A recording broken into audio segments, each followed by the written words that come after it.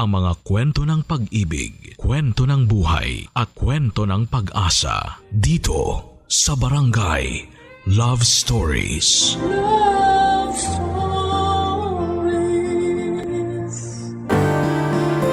Ang pagpapalaki ng isang anak ay isang malalim at masalimuot na proseso.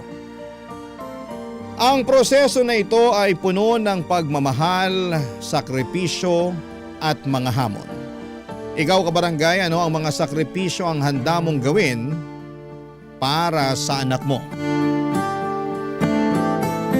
Dear Papa Dudut, magandang araw po sa inyo. Ako po si Leonora, 40 years old at isa po ako sa mga matinding tagahanga ninyo dito sa Cebu. Palagi ko po kayong pinakikinggan sa radyo at maging sa internet tuwing alas 12 ng hapon. May isang kapitbahay po kami na napansin kung gaano ako kasabik marinig ang mga kwento ninyo at siya na rin po ang naghikayat sa akin na magpadala ng sulat sa inyo. Sabi niya kasi na ang buhay ko daw po ay parang isang teleserye. At sayang daw kung hindi ko ibabahagi sa iba yung kwento ng buhay ko. Kaya sana po ay matanggap ninyo itong sulat ko. Isa po akong single mother at nagtatrabaho bilang teacher. Pumanaw po ang asawa ko dulot ng liver cancer noong maliliit pa lamang ang mga anak namin. Lasenggero po kasi ang asawa ko kaya maaga siyang pumanaw. Sobrang hirap po ng mga panahong yon kasi mag-isa ko pong tinataguyod at pinalaki ang anak namin na si Jude. Noong maliit pa si Jude ay palagi akong humihingi ng tulong sa mga kamag-anak ko para bantayan siya. Habang nagtatrabaho ako pero nang lumaki na ang anak ko ay natutunan at nakasanayan ko ng pagsabayin ang pagiging abala sa trabaho at pagiging isang ina at ama. Pero aminin ko po na may mga pagkakataon na talagang nahirapan ako, lalo na noong magkokolehiyo na ang anak ko. Dahil maliban sa pagkapilyo ng anak ko, pero kahit mahirap ay gagawin ko pa rin ang lahat para makapagtapos ang anak ko. At ang kinuha ni Jude ay Bachelor of Science in Marine Transportation o yung kurso ng mga seaman. Sobrang saya ko po talaga na napag-aral ko si Jude. Ngunit may mga pagkakataon po na nagiging pasaway si Jude. Imbis na mag-aral ay mas madalas siyang magbulakbol at makipag-inuman. Isang gabi nag-alala po ako nang hindi pa umuwi si Jude. Final exam po niya kinabukasan ng gabing yon. Kaya't nagtataka ako kung bakit wala pa siya sa bahay. Naisip ko po na baka nagbubulakbol na naman siya o di kaya ay nakikipag-inuman. Kaya dali-dali akong pumunta sa maliit na sari-sari store na ilang hakbang lang ang layo sa bahay namin. Noong nakarating na po ako doon ay hindi ako nagkamali kasi nakita ko po si Jude. Nakasama ang mga kaibigan niya at nakikipag-inuman pa.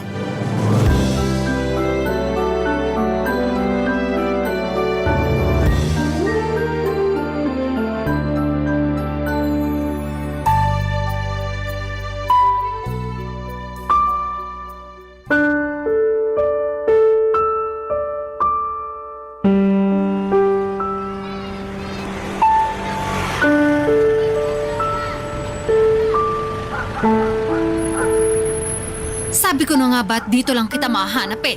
Ma? Halika nga dito. Aray, ma! Bitawan niyo yung tenga ko! Sakit! Mas malala pa dyan ang aabutin mo kung hindi ka magtitino. Halika na, umuwi na tayo. Nakakahiya po sa mga kasama ko yung ginawa niyo. Sa mga kasama mo nahihiya ka. Pero ako na nanay mo, hindi mo na binigyan ng kahihiyan. Ibang klase ka rin naman bata ka. Imbis na nag-aaral ka kasi may exam ka bukas, nandito ka pa talaga nakikipag-inuman sa mga barumbadong kaibigan mo. Ano po bang problema niyo? Graduating student na ho ako. Ilang linggo na lang at makakapagtapos na ako sa pag-aaral. Ibigay niyo na sa akin to. Babalik na ako dun sa mga kasama ko. Sige, subukan mong bumalik doon. At pinapangako ko sa'yo na wala ka ng bahay na uuwian. Hoy Jude, hindi ako nagpapakapagod sa pagtatrabaho bilang teacher para lang masustentohan yung bisyo mo sa pag-iinom. Wala po akong nilabas na pera sa inuman namin. Libre lahat yun ng kaibigan ko. Kaya sige na naman oh. Payagan nyo na akong bumalik doon. Nagkakasarapan na yung kwentuhan namin doon eh. Para sabihin ko lang sa'yo, hindi porket graduating student ka na, pwede ka na makipag-inuman kung kailan mo gusto. Pero deserve ko naman yun eh. Deserve ko po makipag-inuman sa mga kaibigan ko. Ang dami ko kayong pinagdaanan sa college. At deserve ko mag-celebrate kasi malapit nang magbunga ang lahat ng hirap ko sa pag-aaral. Kaya sige na naman po.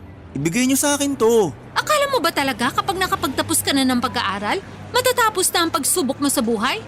Sana nga ganun lang kadali ang lahat pero hindi! Ma, umuwi na lang ho kayo. Sige na. At isa pa, tigilan mo na yung pakikipag-inuman mo sa mga kaibigan mo. Wala magandang idudulot yan sa'yo, Jude. Sinasabi ko sa'yo, yung bisyo na yan, madadala mo yan hanggang sa pagtanda mo. Bakit niyo ho alam yan? Dati din ho ba kayong lasinggera? Aray, Ababastos kang bata ka ha! Wala kang galang sa sarili mong nanay. ma, masakit yun ha. At mas masasaktan ka pa sa akin kung hindi ka pa sasama sa akin pa uwi. Halika na! Ayoko nga po. Pabayaan niyo na ako dito. Mauna na kayo. Manang-mana ka talaga sa tatay mo. Pareho kayo matigas ang ulo at mahilig uminom. Alam mo ba na namatay ang tatay mo sa liver cancer? Ano, gusto mo bang matulad sa kanya? Siguro. Mas mabuti na yung ganun. At least makikita ko na si tatay sa langit, di ba? Hindi nakakatuwang biro yan, Jude. Relax lang ho kasi kayo. Hindi pa ho ako mamamatay. Kasi kapag nakapagtapos na ako, magiging seaman po ako. At pinapangako ko sa inyo na buwan-buwan ako magpapadala ng pera. Alam ko na yung style mo eh. Idadaan mo na naman sa pambobola ang lahat para lang makuha ang gusto mo. Hindi! Uuwi na tayo, halika na! Ma, nakapag-review na po ako kaninang umaga. Kung yung exam lang inaalala nyo, wag po kayong mag-alala. Kasi sigurado po ako na makakapasa ako. Kaya sige na naman oh. Ibigay nyo na sa akin to. Payagan nyo na ako makipag-inuman sa mga kaibigan ko doon. Sigurado ka ba talaga na nakapag-review ka na? Opo, promise. Tapos na po talaga. Ready na ako para bukas. Pambihira ka talagang bata ka. Hoy, napapansin ko na napapadalas na yung pakikipag-inuman mo sa mga kaibigan mo ha? Promise, last na po talaga to. Pagkatapos po nito, hindi na po ako iinom. Sigurado na ba yan? Opo, mamatay man, pex man. O siya, sige na. Pero 1 oras lang ha? 1 oras? Man naman. Gusto nyo ba akong malasing kaagad? 2 oras po, okay na ako dun. 1 at kalahati. Yun lang ang ibibigay ko sa'yo. Thank you po ma, I love you po. Mahal na mahal ko po kayo. Payakap nga. Huwag mo kong yayakapin, amoy alak ka pa naman. Sige na, uuwi na ako. Okay ma, ingat po kayo. Balik agad sa bahay ha? Kung hindi, ilalak ko talaga yung pintuan para mapilitan ka matulog sa labas kasama mga lamok at gamo-gamo. Kahit na may mga pagkakataon na siya pa mismo ang nagiging sanhi ng pagtaas ng alta presyon ko ay hindi ko pa rin matitinag ang pagmamahal ko sa anak ko na si Jude. Naiisip ko na siguro ang mga pagbubulakbol at pakikipag-inuman niya ay bahagi lamang ng pagiging binata niya.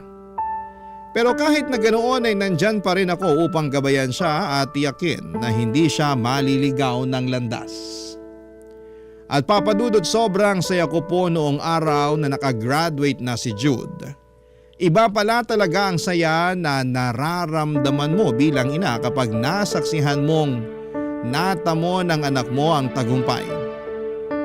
Habang tinitingnan ko siya, naiisip ko na sana'y kasama pa namin ang tatay ni Jude upang masaksihan din niya ang tagumpay ng anak namin.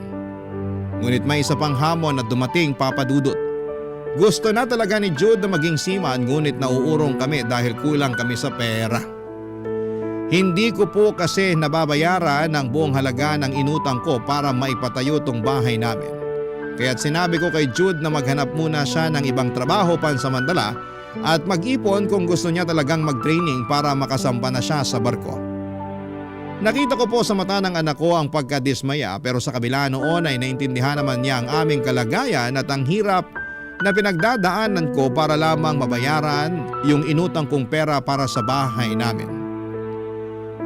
Nang mga panahong yon ay sinabi ni Jude na susubukan niyang maghanap ng trabaho online. Pero habang lumilipas sa mga araw ay napapansin ko na nalulong na siya sa paglalaro sa online games. At kung hindi naman ito naglalaro ay palagi kong napapansin na may kausap itong babae sa cellphone, papadudot. Nang mga panahong yun ay minabuti ko nang kausapin si Jude dahil may nararamdaman akong kakaiba. Nagsimula akong magduda na yung babaeng palagi niyang kinakausap sa cellphone ay girlfriend na niya siguro. Madalas ko kasing marinig na nag-uusap, naghaharutan at naglalambingan sila noong babaeng palagi niyang kinakausap. Wala naman akong problema sa pagkakaroon niya ng girlfriend kasi alam kong normal lamang yon sa edad niya. At bilang isang binata ay may karapatan siyang magkaroon ng karelasyon. Pero ang problema kasi noong panahon na yon ay wala na siyang ibang inintindi kung hindi ang girlfriend niya. Parang nakakalimutan na ng anak ko na may iba pa siyang mga responsibilidad at pangarap na kailangan din niyang pagtuunan ng pansin, Papa Dudut.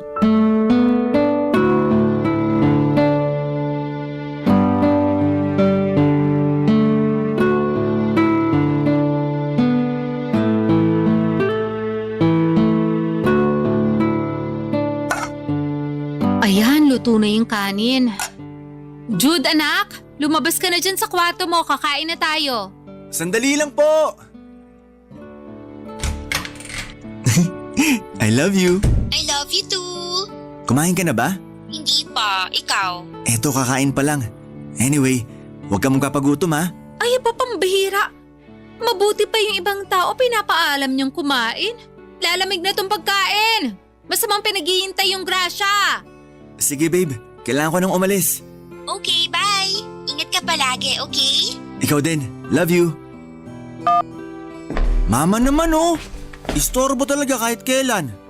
Anong ulam? Umamin ka nga sa akin. May girlfriend ka na ba? Ha? Ako?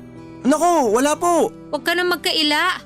Akala mo ba hindi ko napapansin na palagi ka nang napupuyat dyan sa cellphone mo dahil may vini-video call ka gabi-gabi? So ano na? May bala ka pa ba maghanap ng trabaho? Opo, kaso hindi pa ako binabalikan ng mga in-applyan ko online eh.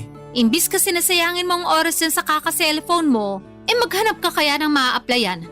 Nasasayang lang ang oras mo dyan eh. Hindi po sayang ang oras ko dito, kasi girlfriend ko na po si Kay. Sabi ko na nga ba eh. Lokohin mo na ang lahat, wag lang ako na nanay mo. Kasi alam na alam ko kung kailan ka nagsasabi ng totoo at nagsisinungaling. Inaamin ko na po, kasi alam ko rin naman na hindi niyo ako titigilan hanggat di niyo ako napapaamin. Saan mo ba nakilala yung girlfriend mo na yan? Sa online games po. Ibig mong sabihin hindi mo ba nakikilala yan sa totoong buhay? Parang gano'n na nga.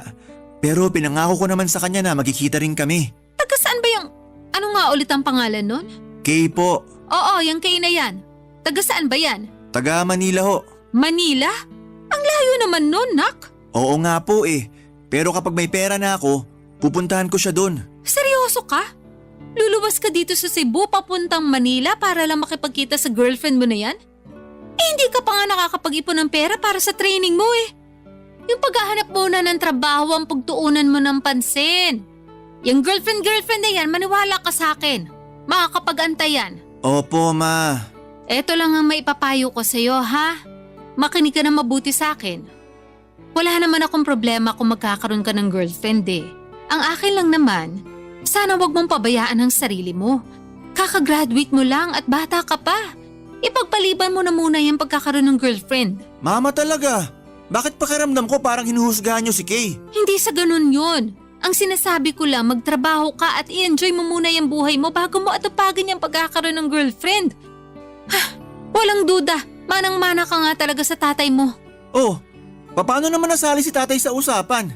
Ay nako, alam mo ba yung tatay mo nung araw? Hindi nakapagtapos ng pag-aaral kasi inuna yung pagkakaroon ng girlfriend. Manang-mana ka sa kanya para kayong mauubusan ng babae. Hulaan ko, kayo yung naging girlfriend niya no? Ganun na nga. Kung ganun naman ho pala, wala kayong dapat ikalungkot. Kasi kung hindi kayo niligawan ni tatay nung araw, malamang hindi kayo magkakaroon ng anak na kasing macho at gwapo ko. Puro ka talaga kalokohan. Basta yung mga sinabi ko sa'yo, wag na wag mong kalilimutan ha? Opo ma, makakaasa po kayo na palagi kong tatandaan lahat ng sinabi niyo sa akin. Mabuti naman kung ganun. Halika na, kumain na tayo. Ma, sagutin ko lang to ah.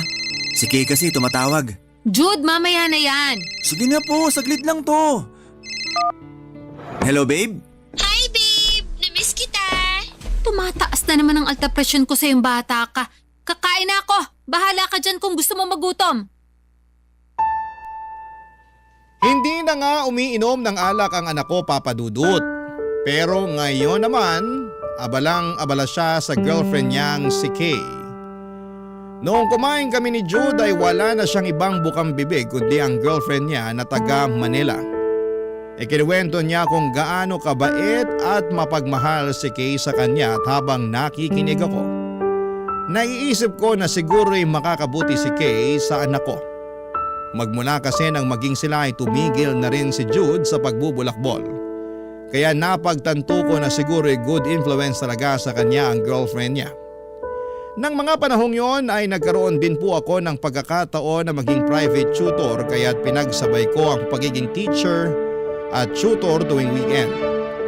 Ang layunin ko po noon ay makapag-ipon para sa training ni Jude para makasampa na siya sa barko sa lalong madaling panahon. Sa totoo lang po ay hindi pa sapat ang perang nalilikom ko noong mga panahong yon pero alam ko na kung magsusumikap ako. Darating din ang panahon na makakaya ko ring makumpleto ang halaga na kailangan para makapag-training si Jude. At habang nagsusumikap akong mag-ipon ay hinikayat ko naman si Jude na sana'y maghanap na siya ng trabaho. Alam ko po na mas mapapabilis ang pangarap niyang maging isang seaman kung siya mismo ay makakahanap ng pagkakakitaan. Naintindihan ko naman kahit papaano kung bakit hindi pa nakakahanap ng trabaho si Jude. Sa panahon ngayon ay sobrang hirap talagang makahanap ng trabaho. Kahit na college graduate ka pa pero sa mga oras na yon pakiramdam ko na isa sa mga dahilan kung bakit hindi pa siya nakakahanap ng trabaho ay dahil masyado siyang abala sa pakikipag-usap sa girlfriend niya sa cellphone. Parati ko siyang pinapaalalahanan na walang mangyayari sa buhay niya kung puro girlfriend na lamang ang aatupagin niya. At kung tutuusin, unti-unti na ring nagiging sanhi ng pag-aaway namin ng girlfriend niya na si Kay. At ang mas nakakainis pa, mabuti pa yung girlfriend niya. Natatanong niya pa kung kumain na ba ito, samantalang yung anak ko ay nagpapalipas ng gutom. Talaga namang ibang epekto ng pag-ibig. Unti-unti kang nagiging bulag at tanga nang hindi mo namamalayan. At alam ko po ang pakiramdam na yan kasi naging tanga na rin sa pag-ibig ako noong nabubuhay pa ang asawa ko. Kahit lasenggero ang tatay ni Jude ay hindi ko siya nagawang hiwalayan. Kasi ang nasa isip ko noon, Papa Dudut, ay mahal na mahal ko siya. Barangay Love Stories. Barangay Love Stories. Maliban sa girlfriend ng anak ko na si Kay, ang isa sa mga naging sanhi ng mga hindi pagkakaintindihan namin ay yung hindi pa siya nakakahanap ng trabaho din. Sa mga panahong yon ay mas naging malinaw na sa akin na si Jude talaga ang may problema. Kasi habang tumatagal ay mas lalo lamang siyang naging abala sa girlfriend niya. Isang araw ay sobrang nainis na po ako sa anak ko at nauwi na sa matinding away ang pag-uusap namin kasi ipinamukha ko na talaga sa kanya na nagsusumikap akong mag-ipon para makapag-training siya bilang isang seaman. Pero siya ay wala siyang ginagawa para matulungan ang sarili niya at tuparin ang mga pangarap niyang makasampa sa barko. Ang hirap naman kasing tulungan ng isang tao na hindi kayang tulungan ang kanyang sarili.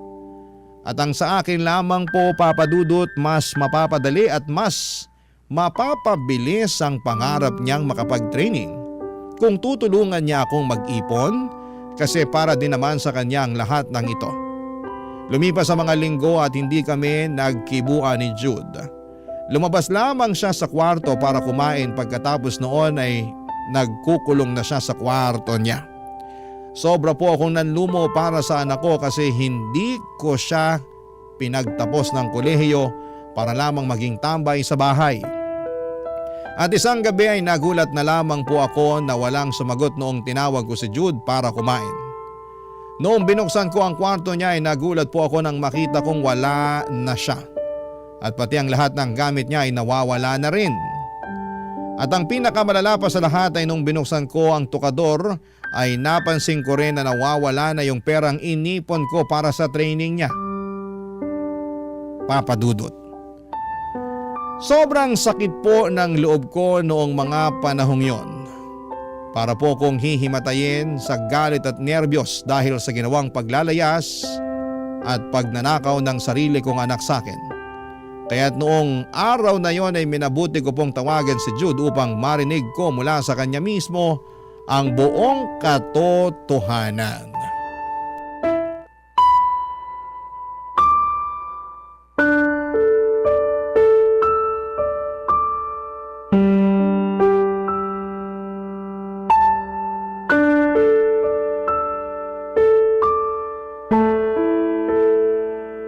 Nasaan ka ngayon, ha? Ba't wala na yung mga gamit mo sa kwarto? Ma, I'm sorry. Ilang linggo na rin po kasi tayo di nag-uusap. Kaya hindi na ako nagkaroon ng chance para sabihin to sa'yo. Pero luluwas na po ako papuntang Maynila. Ngayon na po yung flight ko. At anong ginamit mong pambahid sa tiket mo? Yung pera sa tokador? Diyos ko naman, Jude! Pinaghirapan ko yung perang yun para makapag-training ka.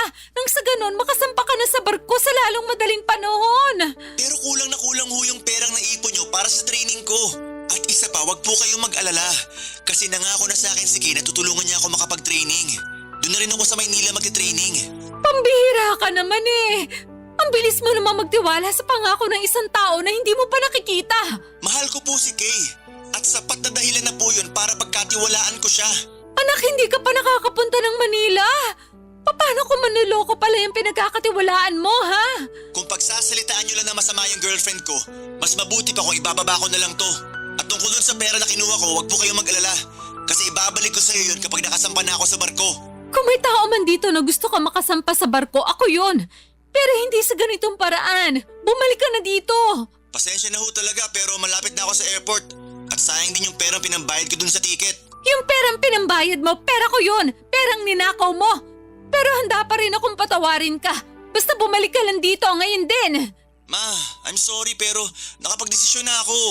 Pupunta po ako ng Maynila at kinakayo ko makikitira. Wala na ba talagang silbi yung mga sinasabi ko sa'yo, ha? Huwag niyo po akong simulan. Hindi, wala kang utang na loob. Ang tagal ko nagsakripisyo at nagpakahirap para lang maitaguhid ka na maayos. Tapos wawalang hiyain mo lang ako ng ganito? So ano? Ngayon na nakapagtapos na ako, sinusumbat niyo na sa akin lahat ng naitulong niyo? Huwag po kayong mag-alala. Ibabalik ko po sa inyo bawat sentimo na naigastos niyo sa akin. Walang labis, walang kulang. Bastos kang bata ka? Kung nasa harapan lang kita, malamang pinadugo ko na yung uso mo. Ma, hindi na ho ako bata. Pabayaan niyo na ho ako. Mag-asawa na lang ho kayo ulit para hindi na kayo nag-iisa sa buhay. Saan ka kumukuha ng lakas ng loob para sagot-sagutin ako ng ganyan, ha? Yan ba ang itinuturo sa'yo ng Kay na yon? Ang tinuro sa akin ng girlfriend ko ay dapat marunong ako manindigan. Lalo na kung alam kong nasa tama ako. At ano yung tama? Yung layasan at pagnakawan mo ako? Kayo din naman kasi. Ilang linggo niyo akong hindi kinibunang dahil kay Kay. Para lang po sabihin ko sa inyo, sariling kagustuhan ko po na kausapin si Kay araw-araw. Wala pong pumipilit sa akin. Hoy, wag mo akong babalik ta rin. Paano mo ako nagawang layasan at pagnakawan, ha? Jude, hindi mo alam kung gaano kasakit tong ginagawa mo sa akin ngayon. Basta, ayoko mabulok dito sa Cebu. Ma, nasa tamang edad na po ako para makapagsimula ng bagong buhay. Napaka-ingrato mo. Kung may mangyari man sa iyo sa Manila, wag na wag kang hihingi ng tulong sa akin. Naintindihan mo? Ito po yung bayad. Salamat po. Ma, nasa airport na ho ako. Ibababa ko na to. Sige na. Papadudod, sobrang sakit po ng kalooban ko ng mga panahong yon. Hindi ko na tinawagan si Jude pagkatapos noon kasi nasaktan talaga ako sa ginawa niyang yon. At mas masakit pa doon ay hindi na rin ako tinawagan ng anak ko. Napaisip ako na siguro ay masaya na siya sa buhay niya sa Maynila kasama ang girlfriend niyang si Kay. Pero sa kabila ng lahat ay labis pa rin akong nag-aalala para sa kanya. Kaya lang tuwing natatandaan ko kung paano ako trinaydor ng sarili kong anak ay lalo lamang tumataas ang galit ko. At mas pinipili ko na lamang na ituon ang sarili ko sa pagtatrabaho. Tinigilan ko na rin ang sideline ko sa pagiging private tutor tuwing weekends kasi sobrang nakakapagod at naisip ko rin na kung hindi naman ako kailangan ni Jude para sa training niya ay wala na ring dahilan para magpatuloy ako sa sideline ko. Inilaan ko na lamang ang atensyon ko sa pagiging teacher at sa pagtutok sa pagbabayad ng utang. Aminin ko po na sobra ko nang nami-miss ang anak ko. Madalas ko siyang naiisip. Iniisip ko kung kumusta na kaya ang anak ko sa Maynila at kung nakakakain ba siya ng mas maayos. Di hamak na mas malaki ang Maynila kesa sa Cebu at sigurado kong maninibago ang anak ko doon. Pero pinigilan ko ang sarili ko na tawagan siya kasi sobrang sakit po sa akin ang nagawa niyang tiisin ang sarili niyang ina. Siya na anak ko na inaruga ko at pinalaki ng napakaraming taon. At sinubukan ko na lang tanggapin ang sitwasyon namin. Na baka habang buhay na kaming magkakalayo ng anak ko. Hanggang sa isang araw ay nakatanggap ako ng tawag mula kay Jude. Aaminin ko noong una, nagdalawang isip ako kung sasagutin ko ba ang tawag niya. Pero sa kabilang banda ay miss na miss ko na rin ang anak ko at gusto ko nang malaman kung kumusta na siya. Lalo na't ilang buwan na rin ang lumipas mula nang umalis siya. Kaya naman minabuti ko na rin na sagutin ang tawag ng anak ko, Papa Dudut.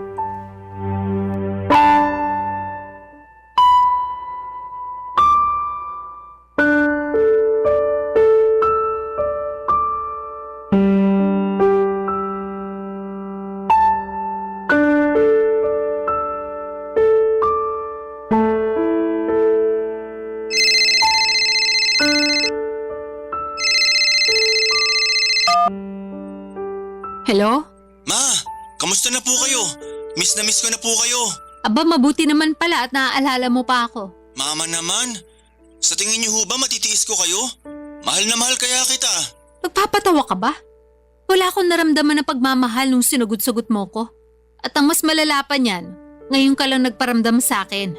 Sorry na po talaga. Kakapalan ko na po yung mukha ko. Kailangan ko po ng tulong niyo. O bakit? Napaano ka? Ma, ayoko na po dito. Gusto ko na pong umuwi dyan. Naaalala mo pa ba yung sinabi mo sa akin dati? Yung ayaw mong mabulok dito sa Cebu? Opo, alam ko. Pero kasi, minamaltrato ako ni Kay dito sa bahay niya.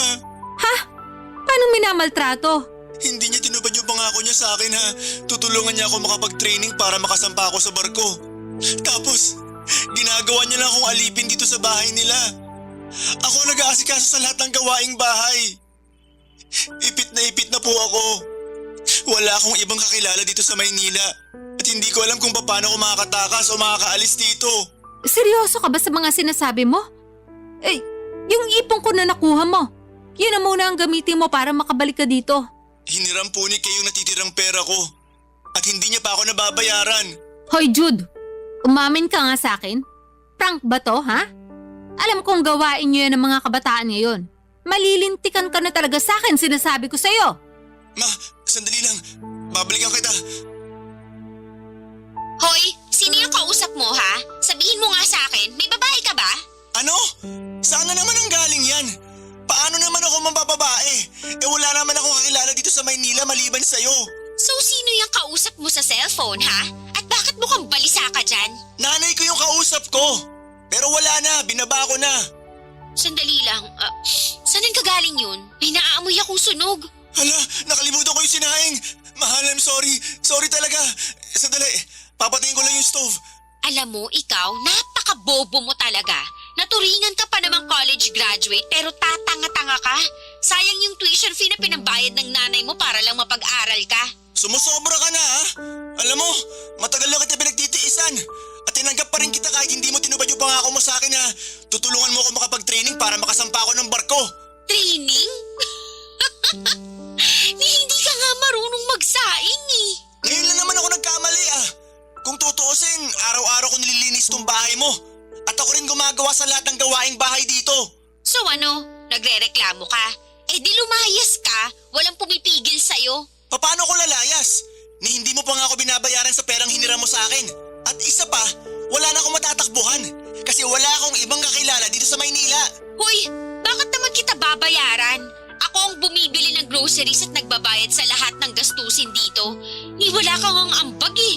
At yung perang hiniram ko sa'yo, kulang na kulang pa yun sa lahat ng nagastos ko dito sa bahay. Alam mo ba na dumoble yung gastos ko sa kuryente at tubig simula nung tumira ka dito, ha? Alam mo ba yun? Malamang wala kang alam kasi utak biya ka. Nakakasakit ka na ha? Sige, sagarin mo na! Bobo? Tanga? Ano ba? Tama na, naririndi na ako sa'yo. Ay, magsaing ka na lang ulit kasi nagugutom na ako. Siguraduhin mo lang na hindi ka napapalpak ha? Dahil kung hindi, tatamaan ka na talaga sa akin. Naintindihan mo? Anak, girlfriend mo ba yun? Opo. Ma, parang awa niyo na. Padala niyo na ako ng pera para makalis na ako dito at makabalik na ako dyan sa atin sa Cebu. Diyos ko, paano ba yan? Sa susunod pa na linggo yung sahod ko. Pero huwag kang mag-alala, gagawan ko ng paraan ha? Sige po. Susubukan ko manghiram ng pera dun sa kapitbahay natin. Kapag natanggap ko na yung pera, huwag kang mag-alala. Ipapadala ko agad sa'yo. Salamat po talaga, Ma. Sabihin mo nga sa akin, sinasaktan ka ba ng babaeng yon? Hindi po, pero matagal niya na ako kinakawawa dito kasi alam niya na wala akong ibang matatakbuhan dito sa Maynila. Ma, please. Pangako niyo po sa akin na magpapadala kayo ng pera. Oo anak, pangako yon. Basta ipangako mo rin sa akin na kapag natanggap mo na yung pera, magbubook ka agad ng flight papuntang Cebu ha? Opo, pangako po. Ma, kailangan ko na pong ibaba to. Magsasaing pa ako. Sige na po. Mahal na mahal ko po kayo. Anak, mag-iingat ka dyan. Ang akala ko po ay wala nang masasakit pa kesa sa ginawang pagsagot-sagot sa akin ni Jude noong nilayasan niya ako. Pero hindi po pala. Mas masakit yung marinig mong minamaltrato at kinakawawa ang anak mo at wala kang magawa para protektahan siya. Bilang isang nanay ay ramdam ko ang takot at kaba ng anak ko. Lalo na't nasa isang syudad siya kung saan ay wala siyang kakilala at naninibago siya sa kanyang paligid at ang tanging tao na pinagkakatiwalaan niya ay nagawa pa siyang insultuhin at abusuhin. Kaya't hindi ko na po pinatagal ang sitwasyon. Agad akong lumapit sa kapitbahay namin para makahiram ng pera at sa awa ng Diyos, pinahiram ako ng pera ng kapitbahay namin. Ang totoo po niyan, Papa Dudut, ay medyo mahal ang tiket noong panahong yon kasi biglaan. Alam niyo naman po kapag biglaan ang pagbubuk ng tiket sa eroplano ay mas mahal ang presyo. Pero sa mga oras na yon, ang pinakamahalaga sa akin ay matulungan si Jude na makauwi at tuluyan nang makaalis sa kalunos-lunos na sitwasyon niya sa girlfriend niya. Noong pinadala ko na ang pera kay Jude ay sobrang tuwa niya at dali-dali niyang binook ang tiket. Noong gabing natutulog si Kay, palihim siyang umalis at dumiretso na siya sa airport. Pagkatapos ng ilang oras ay nakauwi na rin ang anak ko at muli kaming nagkita. Umiyak si Jude sa harapan ko at paulit-ulit na humihingi ng tawad. Bilang nanay ay hindi ko na rin natiis ang anak ko at pinatawad ko na siya. Sobrang nagpapasalamat siya sa akin dahil kung hindi raw ako tumulong, baka nandun pa rin siya sa bahay ng girlfriend niya at minamaliit at ginagawang kasambahay. Sobra akong natuwa noong mga panahong yon. Kasi hindi ko inisip na darating ang pagkakataon na ang anak ko mismo ang hihingi ng tawad pagkatapos niya akong layasan. At dahil tinigil ko na ang sideline ko bilang private tutor ay sinabi ko kay Jude na kung gusto niyang makapag-training para maging seaman ay kailangan niya na talagang maghanap ng trabaho para may pangtusto siya. Nang mga panahong yon ay mukhang sumang-ayon naman siya sa mga payo ko, Papa Dudut. Kasi nakita ko na ang sipag niya sa pag-a-apply, Papa Dudut, ng iba't ibang trabaho dito sa Cebu. Barangay Love Stories. Barangay Love Stories. Pagkalipas ng ilang linggo ay natanggap si Jude sa isang call center. Ang totoo niyan ay sobrang nagulat ako kasi aaminin ko na hindi siya ganong kagaling mag-Ingles. Siguro itinablan lang talaga siya ng swerte noong araw na yon, Papa Dudut. Sa tuwing sasahod siya ay nag-aabot siya ng pera sa akin pero palagi ko pa rin siyang pinapaalalahanan tuwing sasahod siya na dapat ay magtabi siya ng malaking halaga para sa training niya. Ako na rin po ang sumagot sa mga gastusin dito sa bahay, tubig, kuryente at kung ano-ano pa para mas malaki ang maitabing pera ng anak ko at hindi niya na kailangang problemahin pa ang gastusin dito sa bahay. Ngunit habang nagsusumikap si Jude sa call center ay napapansin ko rin na medyo stress na siya. Sabi niya sa akin na pupuyat daw siya sa night shift at naiinggit din daw siya sa mga kasamahan niyang magaling mag-Ingles. Bilang nanay, pinayuhan ko siya na hindi niya dapat ikumpara ang sarili niya sa iba. Ang sabi ko ay mas mabuti pang magpaturo siya sa mga kasamahan niya para mag-improve siya. Ang totoo nga niyan ay madalas sinasabi ni Jude sa akin na gusto na niyang mag-resign dahil sobrang nakakapagod daw ang trabaho niya sa call center. Palagi daw siyang sinusungitan at sinisigawan ng mga foreigner na customer. At kapag mababa daw ang performance niya ay pinapagalitan siya ng team leader niya at pinagtatawanan pa ang English niya. Naintindihan ko yung pinagdadaanan ng anak ko, Papa Dudut, at sa totoo lang ay naaawa ko sa kanya. Pero sinabi ko sa kanya na kailangan niya munang tiisin ito. Ang sabi ko kapag nakalikom na siya ng pera ay pwede na siyang mag-resign sa call center at mag-training para matupad ang pangarap niyang maging isang seaman. Subalit makalipas ang ilang buwan, Papa Dudut, tila pinaglaruan kami ng tadhana. Isang gabi narinig ko si Jude sa kwarto niya na may ka-video call. At sa totoo lang ay nararamdaman ko na naman ang kaba sa dibdib ko. Alam ko may something na hindi tama kaya't dahan-dahan ako lumabas ng kwarto ko at minabuti ko munang pakinggan ang usapan ng palihim bago ko kumprontahin ang anak ko, Papa Dudut.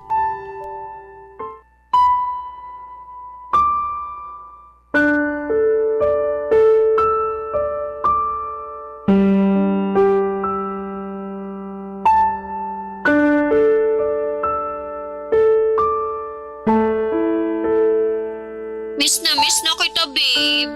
Ako din. Nga pala, yung perang hiniram ko sa'yo noon, naipadala ko na pala sa account mo, ha? Dinagdagan ko na rin ng sobra kasi alam kong matagal ko nang hindi nabayaran yun. Thank you talaga ah. Malaking tulong yun kasi sa susunod pa ako na kinsena sa sahod ulit. Ano ka ba? Wala yun. Nga pala, sorry talaga sa nagawa ko sa'yo noon, ha? Stress na stress lang kasi ako sa trabaho ko noon bilang virtual assistant. Yung client ko kasi ang daming pinapagawa sa akin. Kaya ikaw tuloy yung napagbuntungan ko. Sorry. Okay na yun. Ang totoo nga niya, naiintindihan kita. Kasi stress na din ako sa trabaho ko ngayon. Yung mga customer ko sa call center palagi nagmumura tapos karamihan sa kanila ang susungit. Mismo, naiintindihan kita sobra. Ganyan na ganyan yung nararamdaman ko sa kliyente ko. Nga pala, nasabi mo na ba sa mama mo yung tungkol dun sa napagkasunduan natin? Hindi pa nga eh. Naghahanap pa ako ng tamang tiyempo para sabihin sa kanya. Siguro bukas ko na lang sasabihin. Oo, tama yan. Mas mabuti kung mas maaga mong sasabihin sa kanya. Kaya nga eh. Nga pala, nasan yung mama mo? Naririnig niya ba tayo? Nako, huwag kang mag-alala. Sigurado akong tulog na yun. Mag-headset ka kasi sa susunod para walang nakakarinig sa atin. Jude, Ay, sige na. Tatawagan na lang ulit kita mamaya. Bye. Man naman, akala ko po ba tulog na kayo? pamilyar sa akin ang boses ng babaeng yon. Si Kay ba yon? Opo. Bakit mo pa ba siya kinakausap? Nakalimutan mo na ba lahat ng ginawa ng babaeng yun sa'yo? Humingi na siya ng tawad sa akin. At isa pa, binayaran na niya yung utang niya sa akin. Kakarating lang nung pinadala niyang pera. Eto po, tingnan niyo. Dinagdagan niya pa ng additional na 4,000. Wala akong pakialam. Huwag mong sabihin sa akin na pinapatawad mo na yung babaeng yun. Jude, sinasabi ko sa'yo. Putuli mo na yung ugnayan mo sa kanya. Ma, ang totoo niyan, nagkabalikan na ho kami. Ano? Hoy, bata ka! Ay, bala ka bang patayin ako sa galit? Araw-araw po siya nagchat-chat at nagte-text sa akin. Ramdam na ramdam ko po yung sensiridad niya sa paghingi ng tawad sa akin. Nasisiraan ka na ba talaga ng bait? Nakalimutan mo na ba kung paano kanya insultuhin at maliitin nung nakatira ka pa sa kanya sa Manila? Tapos na po yun. At lahat ng tao may chance namang magbago, di ho ba? Diretsuhin mo na nga ako. Mukhang may gusto kang tumbukin eh. Sapat na po yung perang nalikom ko galing sa call center. Nag-submit na rin ako ng immediate resignation sa team leader ko. Babalik na po ako ng Maynila para makapag-training na ako para makasampa na ako sa barko sa lalong madaling panahon. Hoy Jude, Huwag mo akong pinaglololoko. Alam kong babalikan mo lang yung Kay na yon. Kailan ka pa talaga matatauhan, ha? Kapag lasog-lasog na yung katawan mo sa pambubugbog ng babaeng yon? Hindi naman po ganun si Kay. Opo, aaminin ko. Ilang beses niya ako pinagsalitaan ng masama. Pero ni minsan hindi niya ako pinagbuhatan ng kamay. So ano? Aantayin mo pa ba na pagbuhatan ka niya ng kamay? Jude naman! Gamitin mo naman yung utak mo. Ang mga taong katulad ni Kay, dapat hinihiwalayan at iniiwasan. Bakit si tatay noon hindi niyo hiniwalayan? Di ba ang sabi niyo sa akin, lasinggero si tatay nung nabubuhay pa siya? Kung ganon, bakit mo siya pinagtiisan? Iba yung sitwasyon namin ng tatay mo. Kahit lasinggero yon, ni minsan hindi niya ako pinagsalitaan ng masama. Imposible! Sigurado ako may nagagawa na di kaaya-aya si tatay sa inyo tuwing nalalasing siya. Ayaw niyo lang talagang aminin. Wala kang alam sa mga nangyari sa amin ng tatay mo. Mismo, ma! Wala akong alam kaya malay ko ba kung nagsisinungaling lang kayo? Sawang-sawa na ako dyan sa tabas ng dila mo. Gusto mong bumalik na Manila? Sige, sandali lang.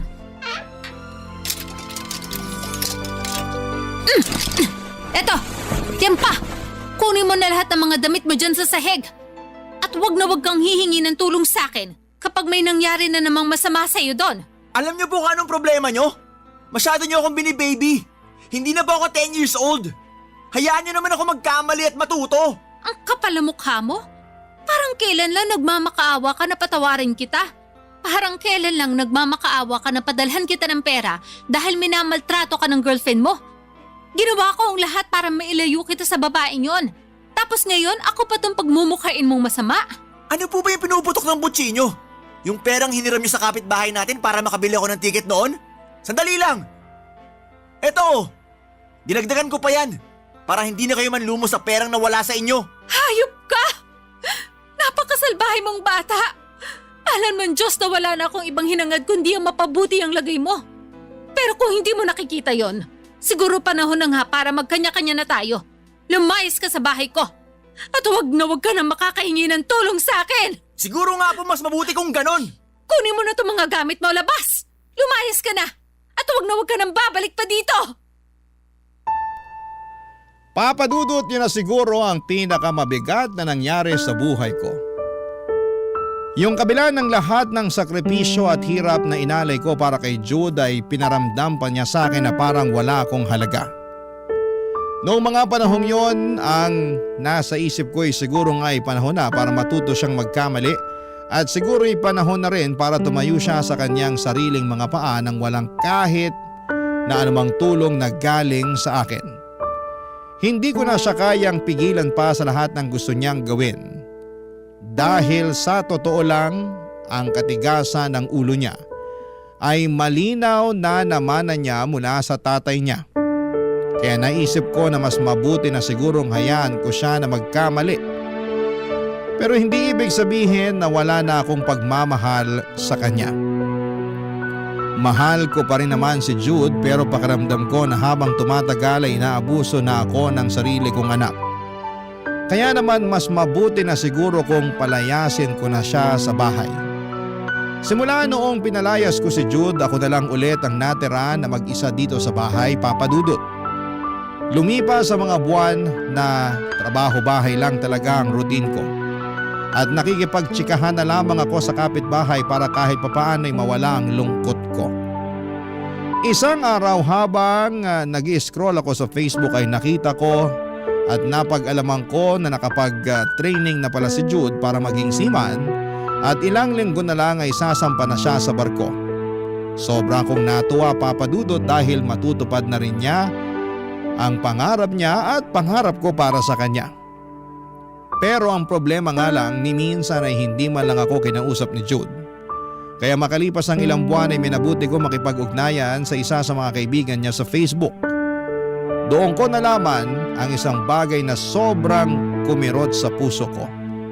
Ang allotment na kinikita ni Jude bilang seaman ay napupunta lahat sa girlfriend niyang si Kay. At ang sinabi sa akin ng kaibigan ni Jude na yung anak ko daw mismo ang nagbigay ng written authorization para gawing alati yung jowa niya. Ang totoo niyan ay wala akong pakialam sa pera. Pero ang masakit sa akin ay yung ipinamumukha ni Jude na mas mahalaga pa sa kanya ang girlfriend niya kesa sa akin na nanay niya. Para po akong sinuntok sa dibdib ng mga panahong yon nang paulit-ulit, pero tinanggap ko na lamang ang katotohanan at nagpatuloy sa buhay ko. Nang mga panahong yon ay nalungkot ako sa natuklasan ko tungkol sa allotment at doon na rin ako nagsimulang tumutok sa Barangay LS. Naging bahagi na ng buhay ko ang pakikinig sa Barangay LS sa inyo, Papa Dudut. At kahit papaano ay nakakatulong po talaga ang mga kwento ng sender ninyo na pagaanin ang bigat na nararamdaman ko. Lumipas ang mga buwan at wala pa rin namang nagbago sa routine ko. Pero isang araw habang nakikinig ako ng radyo ay nagulat ako nang may kumatok sa pinto ko kahit wala akong inaasahang bisita o dadalaw sa akin ng mga araw na yon, Papa Dudut.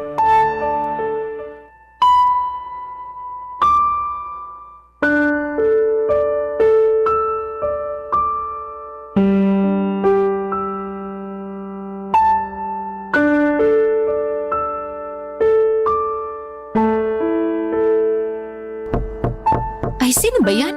Wala naman akong inaasahang bisita. Sandali lang, nandyan na. Ma, Anong ginagawa mo dito? tapos na po yung kontrata ko sa barko. At iniwan ko na rin po si Kay. Magkakasama na ulit tayo. Miss na miss ko na po kayo. Pwede po ba kitang yakapin? Hindi. Huwag mo akong hahawakan. Nawala ka ng 1 taon, Jude. At sa loob ng 1 taon na yon, hindi ka man lang nagparamdam sa akin. At ang pinakamasaklap pa doon, napag-alaman ko pa sa kaibigan mo sa Facebook na sa girlfriend mo na pupunta ang lahat ng allotment mo. Ang totoo niyan, wala naman akong pakialam sa allotment mo eh. Kasi pera mo naman yon, pinaghirapan mo yon. Yung sa akin lang, ang sakit-sakit. Kasi pinaparamdam mo sa akin na mas may halaga pa yung girlfriend mo kesa sa akin na nanay mo. I'm sorry. Please. Patawarin niyo na po ako. Alam mo ba na araw-araw kong ipinagdadasal na sana ligtas ka? Masaya ako para sa iyo nung nakita ko sa Facebook na nakasampa ka na sa barko sa wakas. Pero ni minsan, hindi nawala yung pag-aalala ko sa iyo. Pero hindi mo naman malalaman yun kasi wala ka namang pakialam sa akin. Pero nandito na po ako. Hindi ko na po kayo iiwan. Ngayon sabihin mo sa akin, bakit ka pa bumalik dito, ha? Hindi ba't sinabi mo noon sa akin na ayaw mong pinakikialaman kita? Kung ikaw nakalimutan mo na ang lahat ng mga sinabi mo sa akin noon, pues ako naaalala ko pa. At hanggang ngayon, damang-dama ko pa rin ang sakit na pinaranas mo sa akin noon. Ma, niloko ako ni Kay. Nangako siya sa akin na yung perang pinapadala ko sa kanya, ipapatayo niya ng negosyo. Pero, napag-alaman ko lang na pinagpalit niya na ako sa iba. At talagang yung babae na yun ang una mong pinuntahan nung natapos ang kontrata mo. Ibang klase ka rin naman talaga, ano? Ilang beses kitang binalaan tungkol sa babaeng yun, Jude. Yung panloloko sa akin ni Kay, matatanggap ko ba yun? Pero ang hindi ko po matatanggap ay yung tuluyan na mawasak ang relasyon ko sa inyo. O bakit? Sino bang sumira? Hindi ba't ikaw? Umalis ka na, Jude. Hindi ba sabi mo sa akin noon kaya mo ng sarili mo? Pues ngayon mo patunayan. Kung sa tingin mo magiging taga-salomo ko habang buhay, nagkakamali ka. Alam mo na lagi akong handa na tulungan ka. At yun ang patuloy mo na inaabuso. Pero hindi na ngayon. Oras na para magpakalalaki ka. Huwag niyo naman po ako ipagtabuyan, Ma. Nakikiusap ako. Tanggapin niyo po ako ulit. Kung hindi ka paniloko ng girlfriend mo na yun, malamang hindi ka nakikiusap sa akin ngayon na patawarin kita. Layas! Ma!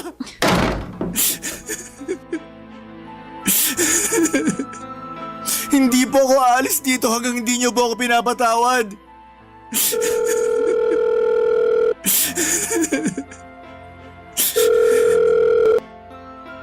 Oh, anong kailangan mo? Kay, parang awa mo na. Ibalik mo na sa akin yung pera ko. Kahit kalahati man lang para makapagsimula ako ng bagong buhay. Anong perang pinagsasasabi mo? Hoy Jude, ipapaalala ko lang sa'yo ulit ha. Ako yung gumastos sa training mo bago ka nakasampa ng barko. Utang na loob mo sa akin yun. Ang kapal ng mukha mo. Pinaghirapan ko yung kinita ko sa pagiging seaman. Pinagkatiwalaan kita, Kay. Pero anong ginawa mo? Yung pera na para sana sa negosyo natin, Ginastos mo lang sa lalaki mo. Ang tagal mo kayang nawala. Siyempre bilang babae, may mga pangangailangan din ako. Wala kang kasing sama. Ano bang akala mo?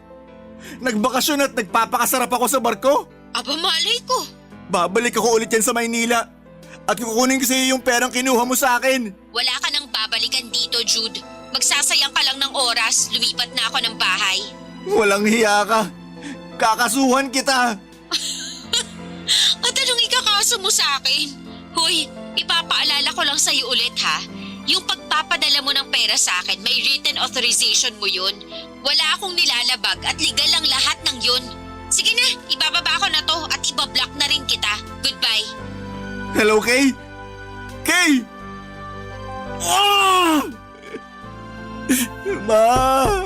Buksan niyo to. Kausapin niyo naman po ako, parang awa niyo na. Patawarin niyo na po ako. Kailangan ko po ng gabay niyo.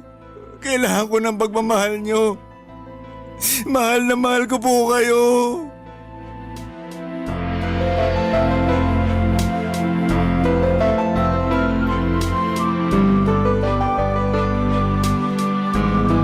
Masakit para sa isang nanay na ipagtabuyan ang anak niya ng ganon.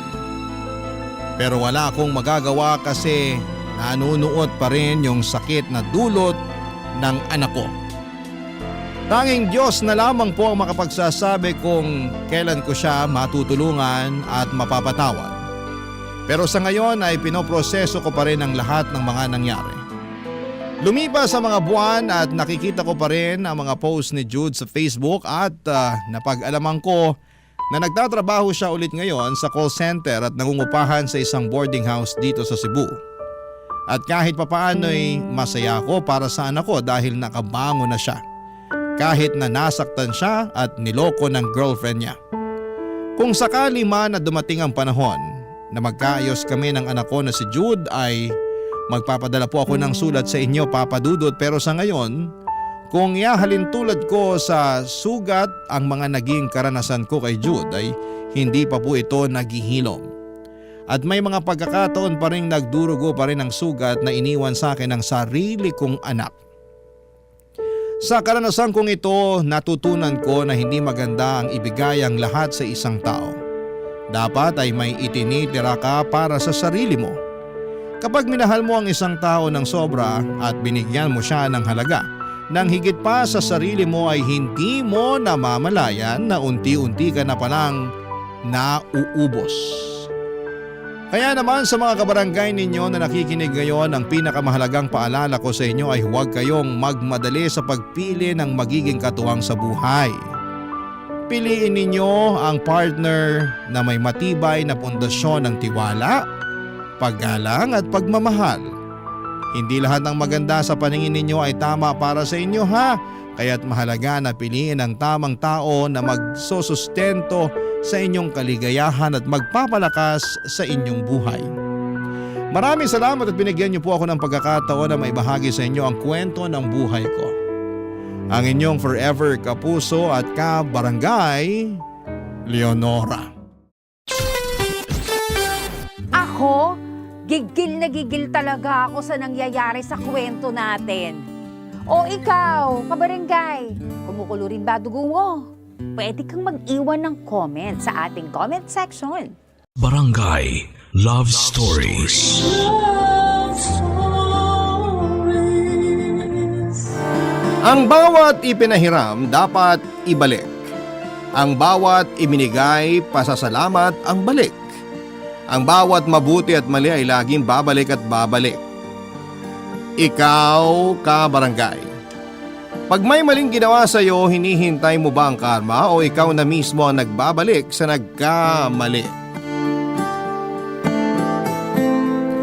Dear Papa Dudut, ako po si Natalie, 36 years old, isang empleyada ng isang kumpanya along Shaw Boulevard sa Mandaluyong. Lagi po ako nakatutok sa Barangay LS at kasabay sa lunch break ang Barangay Love Stories. Matagal na rin po ako sa kumpanyang pinapasukan ko pero para akong multo sa mata ng boss ko. Sa tagal ko na sa kumpanya ay ni minsan ay hindi niya ako kinausap at kung matingnan man niya ako ay parang tumatagos sa akin. Sabi ko nga po ay para akong isang multo. Parang hindi nga po ako masyadong kilala ng boss ko. Pero ang catch po ay madalas niya akong utusan ng mga gawain na hindi related sa opisina. Ngayong na-describe ko na po ang estado ko sa opisina ay hayaan niyo naman pong i-describe ko ang sarili ko. Hindi naman po sa pagyayabang ay maganda naman po ako. Mahilig po akong mag-ayos at magbihis. Pero malaman po ako. In other words ay mataba. Yun po siguro ang dahilan kaya hindi ako pinapansin ng boss ko. Papadudot palagi po ako nag-ghost ng mga nakikilala ko pag nakita na nila ako sa personal. Pero hindi ko alam kung anong mas nakakainis. Yung mag-ghost ng mga nakakadate o yung maituring na ghost sa opisina. Ang boss ko naman po ay si Sir Manson. 43 years old po siya. Maganda ang tindigan kahit 40 mahigit na at may malagong na boses. Buo at mabrilyo. Hindi naman po sa nagpapapansin ako sa kanya pero masakit din po ang utos-utusan na parang personal assistant niya. Siguro po kahit pumasok ako ng nakaduster o kaya ay bathrobe ay hindi naman niya mapapansin. Papadudot hindi naman po sa paninira, napaka-babaero po ng boss ko at proud pa siya. Kaya alam ng lahat ng nasa opisina na ganon siya. May mga nakarelasyon na rin siyang katrabaho ko pero lahat ay hindi naman nagtagal. Yung iba nasa kumpanya pa at naka-move on na. Pero yung iba ay nag-resign na sa kumpanya kaya hayaan niyo pong ibahagi ko sa inyo ang isang kwento tungkol sa pambababae ng boss ko. Hindi naman po sa nagiging marites ako. Pero na-involve po kasi ako ng sobra sa kalokohan niya dahil nga po sa ako ang napili niyang gawing utusan. Pero isang araw, biglang nagkaroon ng pagbabago, Papadudot.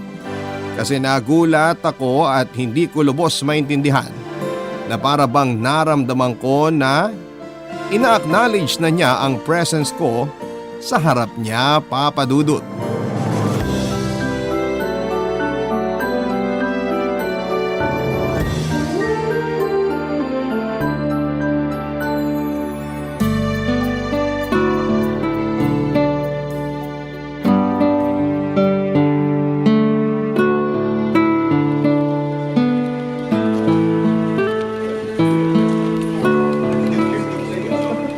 Pumasok ka dito.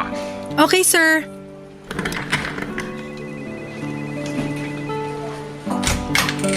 Yes, sir. Oh, isara mo yung pinto. Ay, sorry po. Ganyan ba turo sa'yo? Iwan na nakabukas ang pinto? Hindi ba naituro yun sa'yo nung elementary ka? Sorry po, sir. Akala ko po kasi mabilis lang po ang utos nyo. Sino may sabi sa'yo? Po? Sino may sabing mabilis ang iuutos ko? Po? Kasi po… Ano? Ba't ganyan ka sumagot? Paano ko pumasa sa HR nung interview kung ganyan ka? Usually po kasi, sir, pag pumapasok ako dito, sasabihin nyo agad ang utos nyo tapos paalisin nyo na agad ako.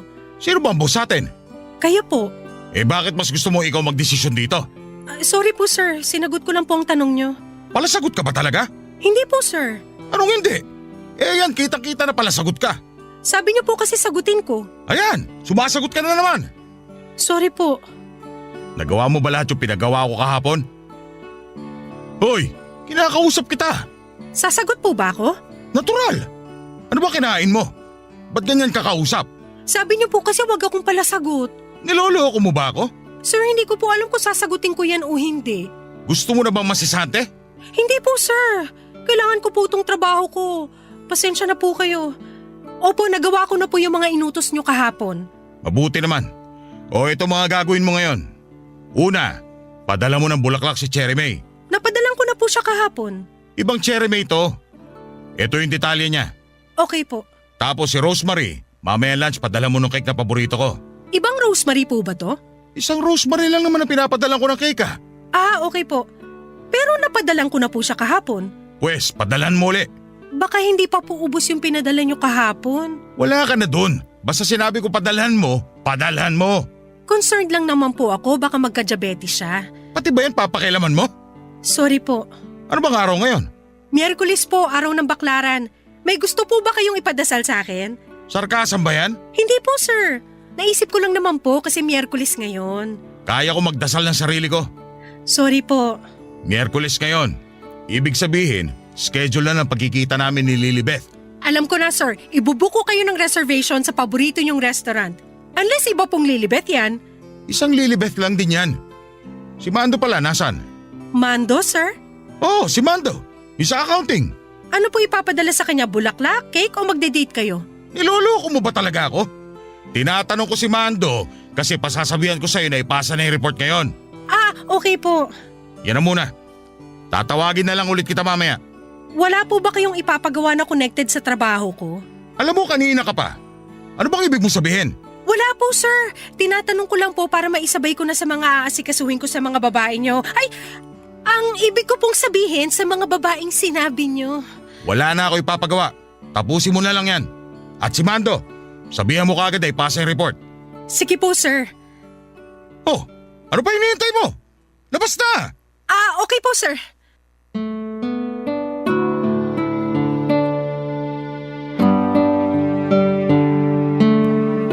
Papadudot, first time po akong napagalitan ni boss. Pero okay lang. Kasi po at least ay naramdaman ko ng pagkakataon na yon na nag-i-exist pala ako sa mga mata ng boss ko. Kaso maliban po sa sabihin ko, si Mando na ipasa na niya ang report niya, lahat na naman ng pinagawa niya sa akin ay tungkol sa mga biktima ng pagiging pagbabaero niya. Okay na din, at least ay may koneksyon sa opisina ang utos ni boss tungkol kay Mando. Papadudot, lagi po tumatakbo sa isipan ko tuwing inuutusan ako ni boss. Ang tungkol sa mga personal na bagay ay ang awayin siya. Sa imagination ko po ay nalalabas ko ang lahat ng inis, galit at gigil ko sa mga pinaggagawa niya. Ang best friend kong si Neri na kasamahan ko rin sa opisina ang aking opisyal na tagapayo. Sa tuwing mailalabas ko na sa kanya ang inis ko sa boss namin, ang paulit-ulit niya lamang pong payo ay ang hayaan ko na lamang daw po at tiisin kesa naman daw po ako ang pag-inita ng boss namin. Nauna po kasi sa akin siya ng 6 na buwan ng best friend ko na makapasok sa opisina bago ko natanggap sa kumpanya. Kaya nakita at alam niya ang ilang kwento tungkol sa boss namin. Yung pinalitan ko raw ay umalis kasi hindi na kaya ang pressure dahil nga po sa napag-inita ng boss namin ng magsumbong sa mga matataas. Kaya ginagawa ko na lamang po ang sinasabi ni Neri. Nakakainis lang po kasi una, hindi ko magamit ang pinag-aralan ko. Pangalawa ay nakakainis po yung utusan ka ng mga bagay tungkol sa mga pambababaeng ginagawa niya.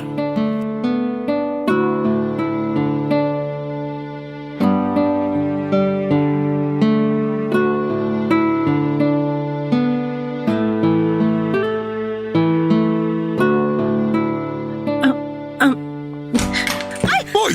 Ano ba? Ang init ng kape! Bakit ba sa dibdib mo natapon yan? Bakit ang taas ang pagkakabuhat mo sa kape? Akin na nga yung kape! Pinangtula ko po kasi ng pintutong tuhod ko. Kaya inangat ko tong kape. Hindi ko naman po alam na palabas din kayo. Hindi naman ako lalabas. Tatawagin lang kita kasi ang tagal mo. Sandali. Ito ang tissue. Pupunasan ko yung kape sa dibdib mo. Salamat po. Ano? Mainit pa ba? Opo, sir. Napaso ka ba? Hindi naman po. Sa damit ko naman po natapon pero ramdam ko po yung init. Ubarin mo kaya muna yung damit mo. Sir, wala po akong panloob. Ibig ko sabihin, ito pong natapunan lang po ang suot ko. Ibig ko sabihin, magpalit ka ng damit. Wala po akong baon na damit, sir. Susuotin ko na lang po yung jacket na dala ko tapos lalabahan ko tong damit ko. Saan ka maglalaba? Sa banyo po. Huwag na. Bibigyan na lang kita ng pera. Palondre mo na lang yan. Doon sa kabilang building, may laundromat. Okay po. Hindi ka ba nalalagkitan? Hindi naman po. Anong hindi? Nasa dibdib mo na yung kape. Buksan mo na muna yung botones para hindi dumikit sa balat mo yung lagkit ng kape. Sir, dalawa lang po tayo dito. Gusto mo ba tawagin natin lahat ng kaopisina mo?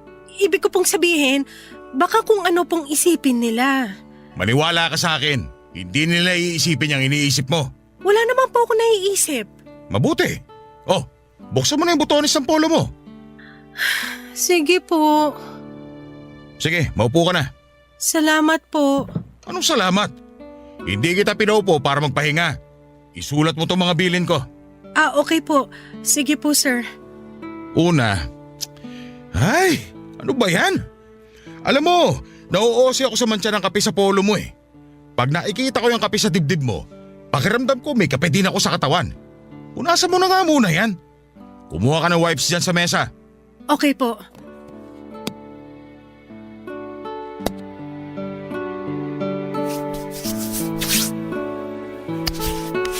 Ayan pa, sa bandang ibaba. Okay na po. Anong okay na? Ayan, kitang-kita ko may kape pa. Ayan po, sir. Wala na? Ayan pa din eh. Akin na nga. Ako na magpupunas. Ayan kasi oh. Oh, sino yun? Si Eloy, sir. Bakit lumabas ulit? Nailang po siguro. Nailang saan? Sir, kung ako din naman po ang makakita ng lalaking pinupunasan ng dibdib ng babae pagkabukas ng pinto, baka mailang din po ako. Mailang saan? Sir? Ano? Sir, okay na po ang dibdib ko. Parang nakapatong na po ang kamay niyo habang nakikipag-usap eh. Ay, sorry. Hindi ko kasi maintindihan yung sinasabi mo kung bakit bigla sinara ni Ilo yung pinto. Sir, nakita niya yung kamay niyo nasa dibdib ko eh. O ano ngayon? Nakakailang nga po yun. Normal lang naman yun. Magulat siya kung dalawang lalaki nagpupunasan ng dibdib. Sir, pareho lang pong nakakailang yun. Baka kung ano pang isipin ni Iloy. Walang iisipin yun. Lalaki yun eh. Hindi niyo masasabi yan, sir. Baka ikaw lang nag-iisip niyan. O siya, ito na ang ipapagawa ko sa'yo ngayon. Ilista mo. Papadudot, habang nagsasabi ng mga ipapagawa si Sir Manson ay parang nawawala siya sa sarili niya. Hindi ko alam kung anong dahilan kasi na ilang beses akong inulit yung sinusulat ko dahil nalilito siya sa mga sinasabi niya. Nang mapansin ko na kapag napapatingin siya sa dibdib ko ay nagkakamali siya ng sinasabi. Nagpaalam muna ako sandali, nagpunta ako sa banyo, hinubad ko ang damit na may kape at saka nagpunas at saka sinuot ang jacket ko. Yung damit ko naman ay nilabhang ko na rin kasi baka kung ipapalaba ko pa sa pag-uwi ko ay magmamansya na ang kape sa polo. Natapos ang araw na yon, sa dami ng pinagawa ni Sir ay wala na namang related sa trabaho ko. Lunes hanggang Biyernes ay ganon ang siste.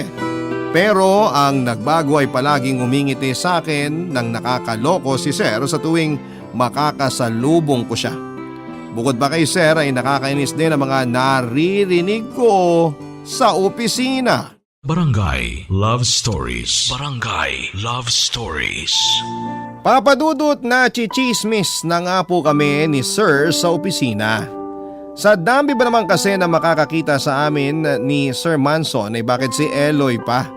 Siya ang pinaka-notorious straight male gossiper in the office. In Tagalog lalaki po siyang marites. Okay lang po sana kung may gusto ako kay Sir Manson kaso'y wala naman po. Alam ko na may itsura si Sir Manson, magandang katawan, magaling manamit at higit sa lahat ay mabango. Pero wala po talaga akong gusto sa kanya dahil unang-una ay hindi naman siya magkakagusto sa akin. Gaya nga po ng nasabi ko ay hindi ako ang tipo niyang babae. Kaya hindi din siya ang tipo kong lalaki dahil hindi man lang siya umabot sa kategoryang maginoo pero medyo bastos. Hindi po siya umabot sa pagiging maginoo at nalampasan niya ang pagiging medyo bastos. Opo, may kabastusan talaga si Sir Manson. At dahil nga po sa chismis ay kinausap po ako ni Eloy at pinaliwanag na mali ang nakita niya. Walang nangyayari noon pero para siyang may amnesia kung makapagtanong ng bakit? Anong nangyari? Alam naman ng lahat na sa kanya nang galing ang chismis, Papadudot. Nakarating na rin kay Sir Manson ang chismis kaya niredy ko na ang sarili ko ng panahon na yon sa mga posibleng mangyari. Ilang beses habang nagtatrabaho ako sa table ko ay bigla siyang lumabas sa opisina niya at sinabihan ako na magkita daw kami ng alas 5 sa kapihan sa ibaba ng building. Lalo po akong kinabahan, baka ako ang sisihin niya sa mga kumakalat na chismis. Pero bakit kailangan sa kapihan niya ako pagsabihan? Bakit hindi na lamang sa opisina niya? Inisip ko na baka may meeting siya doon at ayaw nang umakyat kaya ako na lamang ang pinapunta niya. Ang dami kong naiisip, Papa Dudut. Kasi naman po, dati sa intercom lang niya ako sinasabihan. Pero nang araw na yon ay nag-effort talaga siya na lumabas ng opisina.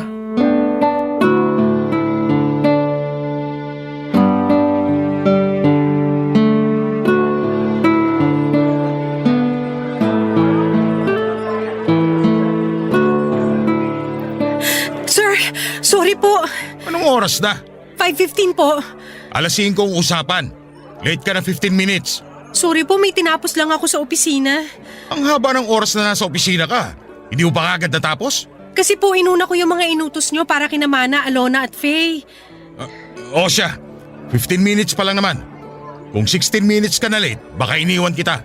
Sir, iiwan nyo ako? Oo! Pero kayo po nagpapunta sa akin dito. Kahit na. Tama na nga yan. Maupo ka na. Okay po. Okay, ganito. Wait po, sir. Ano bang hinahanap mo dyan sa bag mo? Yung notebook ko po. Ano gagawin mo sa notebook? Magtitake po ako ng notes. Wag na. Tandaan mo na lang. Saka wala ka bang gadget dyan para dun maglagay ng notes? Wala pa po eh. Hindi ko po kayang bumili. Mag-advance ka sa opisina. Okay na, sir. Sanay na ako sa notebook at ballpen ko. Bahala ka. Anyway, hindi mo na kailangang isulat ang sasabihin ko. Sir, baka madami yan, malito ko. Mabuti na yung sinusulat ko. Madali lang ito. Sige po, ano po ba yon? Maupo ka lang dyan at kunyari masaya tayo ng kukwentuhan. Ano naman po ang masayang pinagkukwentuhan natin? Kunyari nga lang. Bahala ka na mag-isip. Kung sa opisina, wala naman po ako naiisip na masaya. Ano? Hindi ka masaya sa opisina? Hindi po! Ibig ko pong sabihin kasi halos lahat sa opisina may ginagawa kaya kahit kwentuhan nga po hindi namin magawa. Bakit ka makikipagkwentuhan sa opisina? Binabayaran kayo para magtrabaho. Hindi po ganun ang ibig kong sabihin, sir. Oh, tama na yung topic na yan. Umiti ka. Bakit, sir? Basta! Eto po, nakangiti na po. Good. Mas maganda yan kung mukhang totoong nakangiti ka.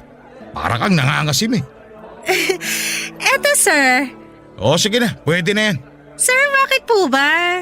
Para makita ng mga kaopisina mo na masaya tayo ng kukwentuhan. Imposible po yan. Oh, bakit na naman? Sir, nasa likod ko sila. Ibig sabihin po, nakatalikod ako sa kanila. Paano naman po nila makikitang nakangiti ako? Tumawa ka na lang. Ayusin mo naman. Pasensya na, sir, hindi po ako magaling umarte. Para saan po ba yung tawa? Basta, sumunod ka na lang. Sir, sandali po. Iba na naman yung mga inuutos nyo sa akin. Hindi na naman po yung parte ng trabaho ko. Ano pong susunod na yung utos nyo? Halikan ko kayo? Halikan? Ay, sorry sir. Nabigla lang po ako. Magandang idea yan ah. Sige, halikan mo ako. Po? Halikan mo ako. Sir, hindi na po tama yun. Isa pa, nasa likod ko mga kaopisina ko. Siguradong mas malaking chismis yan. Halika lang. Huwag mo kasi lagyan ng emosyon. Sir, hindi na po maganda yung biro nyo ah. Hindi naman ako nagbibiro. Sir, sobra naman po siguro yun. Halik lang yun. Halik yun, sir, at hindi halik lang. Ang arte mo ah. Napakabastos nyo talaga, sir! Aray! Bakit mo ako sinampal? Diyak ka na! Manigas ka dyan! Papadudot na sampal ko si Sir Manson at hindi ko alam kung malakas ba o mahina ang sampal. Basta nainis talaga ako sa sinabi niya kaya hindi ko na napigilan ang mga nangyari. Pag-uwi ko ay naikwento ko kaagad sa best friend kong si Neri ang lahat ng mga naganap. With full demo and conviction pa ang pagkukwento ko. Kasi nga po'y galit ako at hindi buwaba ang galit ko hanggang sa nakauwi ako at naikwento ko nga kay Neri. Saka sinabi ni Neri na maghanda na raw ako dahil sa ginawa ko daw ay marahil si Santi na ako kinabukasan. Sabi ko ay mali naman kasi ang sinabi ni Sir Manson at sumang-ayon si Neri pero sinabi niya na boss pa rin namin si Sir. Ayun, biglang natanggal lahat ng galit ko at napalitan ng takot at kaba. Hindi po ako nakatulog noong gabi at hindi po ako pwedeng mawala ng trabaho. Ang dami ko pong binabayaran at nagpapadala pa ng pera sa mga magulang ko. Sobrang late na po ako nakatulog pero sobrang aga ko ring nagising. Pero parang ang bagal-bagal ko pong kumilos. Parang pilit kong hinihila ang oras pabalik para makapag-ipon muna ako ng lakas ng loob bago pumasok. Pero wala po akong kapangyarihan kaya maaga pa rin akong dumating sa opisina pero may ilang minuto din akong nasa tapat ng building at hindi pa sana papasok sa loob kung hindi lang dumating si Neri at niyaya na akong umakyat. Papadudod pakiramdam ko po sa mga kaopisina ko na kasabay ko sa elevator noon ay ako ang pinag-uusapan. Hanggang sa bumukas ang elevator ay parang gusto ko pong himatayin. Hindi ko namalayan na napakabagal ko palang maglakad. May sumisigaw na lamang sa likod ko na may prosesyon ba. Kaya ako napamadali sa table ko, papadudot.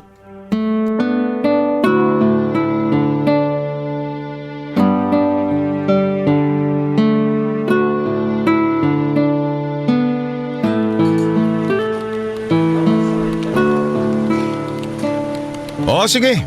Mag-set ka na lang ng meeting para mas mapag-usapan yan.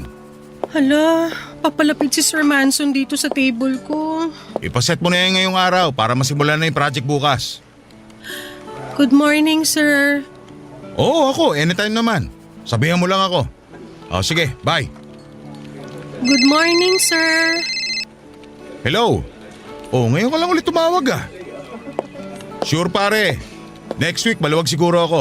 Iset na natin ang Thursday. Hindi ako pinapansin, galit ata. Ay, paano ba ako makakapag-focus nito sa trabaho ngayong araw na to? Natalie! Ay, Natalie mo mukha mo! Ay! Yes, sir? Pumasok ka dito. Yes, sir! Coming po!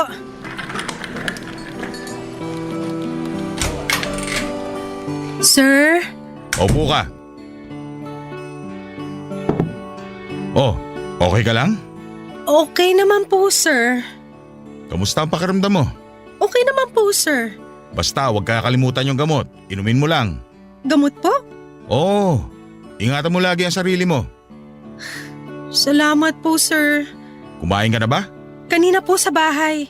Umuwi ka na muna kaya para makapagpahinga. Po? Okay lang naman po ako, sir. Salamat po. O sige, matulog ka na ha? Bakit po? Magkita na lang tayo pag uwi ko. Bye ma. Ma? OMG, akala ko akong kausap. Anong sinasabi mo kanina nung may kausap ako sa telepono? Ako po? Wala po akong sinabi. May kinakabisado lang po ako. May kausap po pala kayo sa phone. Di niyo po kasi hawak phone niyo eh. Naka-bluetooth sa phone ko tong earbuds na suot ko. Hindi mo ba nakita? Hindi po, sir. Pasensya na. Bakit ka nandito? Sir, tinawag niyo po ako. Oo nga pala. May ipapagawa po ba kayo? Mamaya na. Sa ngayon gusto ko muna ipaalala mo ang nangyari kahapon. Sir? Gusto ko ikaw magsabi ng ginawa mo. Sir, sorry po. Bakit ka nagsusorry? Ano bang ginawa mo? Gusto kong madinig sa'yo. Sir, Mahirap bang ikwento? hindi naman po. O edi kwento mo. Sir, nasampal ko po kayo kahapon. Pero sir, hindi ko po sinasadya. Patawarin niyo po ako. Alam mo ba na nandun si Glenda? Yung bagong empleyada dito sa opisina?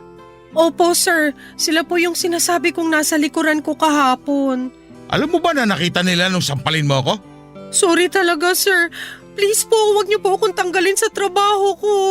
Nung pagsampal mo sa akin at umalis ka, kitang-kita ko na gulat sila sa nangyari. Sorry talaga, sir. Kahit po bawasan niyo na ang sweldo ko, huwag niyo lang akong tanggalin. Ano bang sinasabi mo? Nung iniwan mo ako, lumapit kagad si Glenda at nakiramay sa sinapit ko. Matapos nun, ay buong gabi kami magkausap. Hindi ko po maintindihan. Successful ang plano ko. Nakuha ko ang awa niya. Kaya nararamdaman ko, konting diskarte na lang, mahuhulog na siya sa akin. Hindi kayo galit? Bakit ako magagalit? Ire-recommenda kong taasan ang sweldo mo. Seryoso kayo, sir? Ayaw mo ba ng raise? Gusto ko po. Gustong gusto ko, sir. Good. Kaya sige, bumalik ka na sa trabaho mo. Mamaya tatawagin ulit kita. Wala po ba kayong paunang utos? Sina Bev, Jean at Ana po. Araw po kasi nila ngayon. Skip muna sila. Basta mag-concentrate ka muna sa mga pinapagawa ko sa'yo. Okay po, sir. Lalabas na po ako. Kanina pa kita pinapalabas, di ba? Sorry po, lalabas na po. Papa Dudut, may plano na pala si Sir Manson nung pinapunta niya ako sa coffee shop. Planado niya na pala ang lahat at ang plano niya ay sukat na sukat. Trigger niya talaga ako na maggalit para masampal ko siya.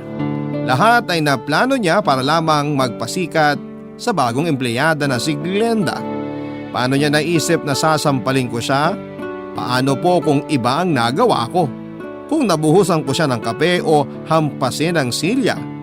Kung sa bagay, pabor pa din naman sa kanya yon, Papa Dudut.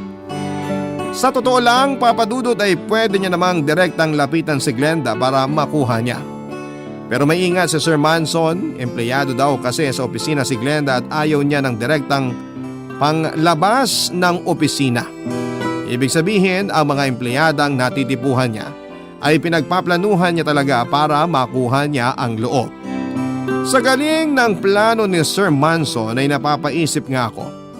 Kung buong araw nagpaplano si Sir Manson, paano kaya niya nagagawa ang trabaho niya sa opisina? Naisip ko naman na problema na po niya yon. Ang pinoproblema ko po noon ay yung mga susunod na plano pa ni Sir Manson. Kakailanganin niya daw ang tulong ko. Bakit ba ako nadadamay sa mga kalokohan niya ng mga panahong yon? Ang dami namang ibang empleyado sa opisina na pwede niyang maging kasabwat. Mga empleyado na pwede niyang utusan ng mga panahong yon, Papa Dudut. Barangay Love Stories. Barangay Love Stories. Papa Dudut, dahil sa kaba ko kung anong klaseng tulong na naman ang hihingin ni Sir Manson, syempre kinausap ko naman ang consultant ko, ang best friend ko na si Neri.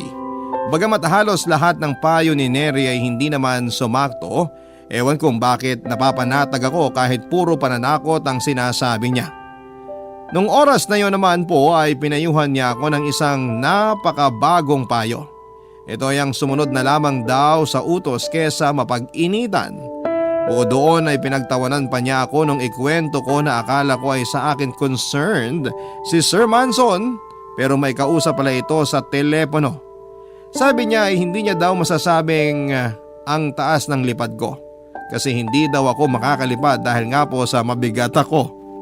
Matabil po talaga ang bunganga ni Neri, pero kahit kailan ay hindi niya naman ako iniwanan. Kaya naman sinunod ko na lamang ang payo niya na sundin ang mga utos ni Sir kesa mapag-initan niya. Kasi po ay wala naman akong ligtas kay Sir Manson. Kahit taguan ko siya ay doon pa rin ako nagtatrabaho sa opisina na pinapatakbo niya. Hanggang sa isang araw ay sinabihan ako ni Sir Manson na magkita muli kami sa coffee shop sa ibaba ng building.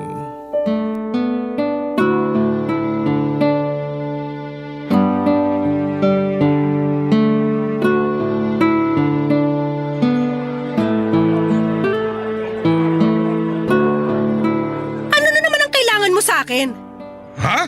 Tigilan mo na ako, Manson! Ayoko na! Anong ayaw mo na? Okay na ba acting ko, sir? Tumigil ka nga. Ano ba kasing ina-acting mo dyan? Para magmukha kayong nakakaawa. Kanino? Kay Glenda. Alam mo, manahimik ka at maupo ka na. Wala naman sila Glenda rito. Ay, wala po. Oo! May lakad sila ng pamilya niya. Alam niyo schedule ni Glenda, sir? Stalker po ba kayo? Joke ba yan o seryoso ka? Joke po, syempre. Mamaya ka na mag-joke. Importante pag-uusapan natin.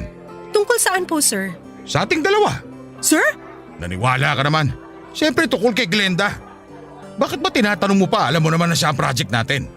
Project? Ano po bang gagawin? Sa Biyernes, di ba may gathering sa opisina? Opo, sir. Naasikasa ko na po yung mga kailangan para doon. Good. Doon natin gagawin ang plano.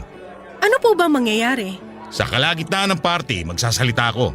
Gagawan ko po ba kayo ng speech? Hindi na. Ako nang bahala ron. Okay po. Ano po ang gagawin ko? Basta makiparty ka lang. Pag nagsalita ako, pumuesto ka sa harapan. Okay, sir. Bigla ako magpo-propose. Okay po. Magugulat ka. Ako po? Oo! Okay po. Tapos, Wait, sir.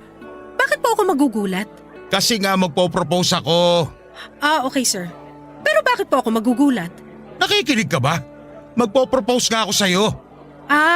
Okay po. Po? Sa akin? Bakit po? Para maging fiancé kita. Sir, sandali po. Naguguluhan po ako eh. Bakit ka naguguluhan? Patapusin mo nga muna kasi yung plano. Sir, kinakabahan naman ako dyan sa sinasabi niyo.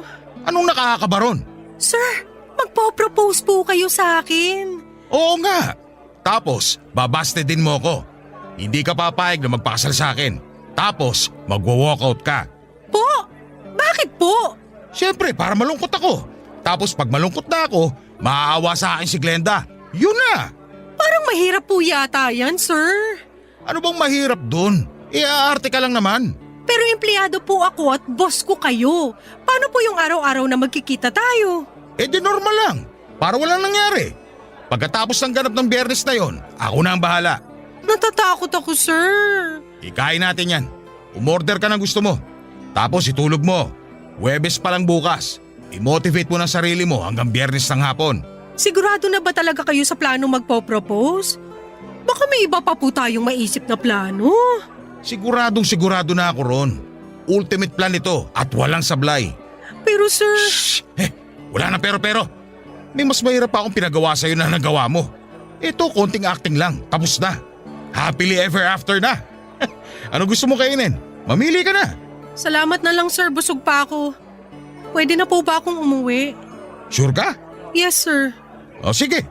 Basta i-motivate mo na ang sarili mo ha. Aalis na po ako. Papadudot sobra si Sir Manson, napakayabang niya. Gusto niya na makuha niya ang lahat ng gusto niya. Gagamit pa siya ng ibang tao para lamang maisakatuparan ang mga plano niyang yon. Isa pa nang tawagin niyang project ang isang babae ay doon ako na pag-isip-isip bilang isang babae. Grabe naman si Sir sa amin. Parang laruan lang ang tingin niya sa mga kababaihan. Naulit na naman yung moment na hindi ako nakatulog. Hindi dahil sa kinakabahan talaga ako o natatakot ako, kundi dahil galit ako sa sarili ko. Galit ako kasi hinayaan kong tratuhin ako ng ganon ni Sir Manson. Papadudot na papalampas ko ang pagtawag sa akin ng mataba o ang makarinig ng mga negatibong komento sa mga tao tungkol sa akin. Pero para akong ginising ng sampal sa mga narinig ko kay Sir Manson. Ayokong mag-isip ng masama pero naniniwala ako sa karma at alam kong may balik ang lahat ng ginagawa natin. Masama man o mabuti. Kaya nakakatakot baka sobrang sakit ang maging karma ni Sir Manson. Kakapakalma ko pa lamang sa aking sarili, hindi ko namamalayan ay dumating na yung Biyernes ng hapon. Kung kailan ay magkakaroon sa opisina namin ng kasiyahan. Hindi ko alam kung anong gagawin ko dahil may mga alak na nakahain. Sinabi ko na iinom ako ng alak para lamang lumakas ang loob ko. Hanggang sa dumating ang oras ng pagsasagawa ni Sir Manson ng mga plano niya.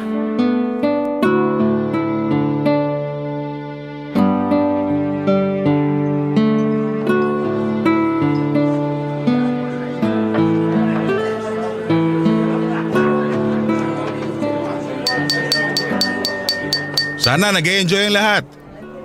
Nandito ako sa harap nyo ngayon kasi meron lang akong gustong sabihin. Napakahalaga ng gabing ito dahil nagse-celebrate tayo ng magandang income ng kumpanya, kaya congratulations sa lahat. Congrats sa lahat! Bukod sa celebration, may nais din ako sabihin. At dahil hindi na kayo iba sa akin, gusto kong maging witness kayo sa mahalagang gabing ito. Nakatayo ako dito sa harap ninyo at luluhod. Natalie, Yes sir? will you marry me? Sana, pumayag ka na maging forever ko. Parang ang bilis naman. Walang mabilis o mabagal sa pagmamahalan. Pero baka hindi pa ako handa. Pero Natalie… Yes! Tinatanggap ko ang alok mo. What? Yes! Akin na yung sing-sing. Wow! Bagay sa akin. Congrats, Natalie! Salamat ah. Grabe! Mahal! Congrats, Sabi ko, salamat! Ha? Oo. Mga kasama! Ang ganda ng singsing ko! Mag-usap tayo sa labas. Mamaya na. Ngayon na.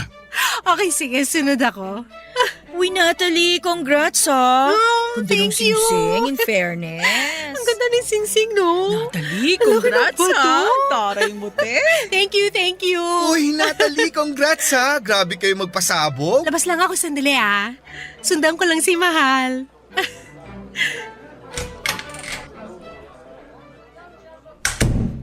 Sir, ito na po yung singsing nyo. Bukas ko na po ibibigay yung resignation letter ko. Bakit mo ginawa yun? Para magising kayo. Anong sinasabi mo? Para magising kayo sa kahibangan nyo na kaya nyo lahat, lalo na kami mga babae. Hindi kami laruan o gamit na gagawa ng paraan basta makuha at itatabi o itatapon kapag nagsawa. Pinagplanuhan mo rin ba na gawin to? Hindi. Hindi naman ako gaya nyo, sir. Ang nangyari kanina, instinct. Sa tulong ng espiritu ng alak. Sinasabi mo na nakainom ka, kaya malakas ang loob mo. Siguro. O baka tinulungan lang ako ng alak. Naiisip mo ba na kapag nawala ng espiritu ng alak, maaalala mo mga ginawa mo ngayon? Siguro naman. At kahit mawala ang espiritu ng alak, pareho pa rin ang saloobin ko. Hindi ako nagsisisi sa ginawa ko. Hindi ko pinagplanuhan na gawin ang ginawa ko kanina. Pero pinagplanuhan ko na talagang mag-resign dahil hindi ko na kaya maging utusan sa pambababae ng boss ko. Sorry diretsahan na. Sigurado ka na sa plano mo? Opo, Sir Manson. Huwag kayong mag-alala. Hindi ko kayo sisiraan. Wala po kayong madidinig na masama sa akin na ikasisira nyo. Wes, hindi kita pinapayagan. Ano? Hindi ko tatanggapin ang resignation mo. Sir, karapatan ko po yun. Ayoko na pong maging kasangkapan nyo. Kailangan ko pong trabahong to. Pero kung ang trabaho ko dito ay ang paglilinis ng maduming laylayan ng pantalon nyo, siguro naman may mahahanap pa akong ibang mas magandang trabaho. Hindi kita pinapayagan mag-resign. Hindi nyo ako mapipigil, sir. Huwag ka mag-resign. Pinapangako ko hindi mo nagagawin ang mga pinapagawa ko sa'yo. Sandali, sir. Lasing din ba kayo? Hindi ako umiinom. Seryoso ako. Humihingi ako ng tawad sa mga nagawa ko at higit sa lahat, nagpapasalamat ako sa'yo. Salamat? Saan?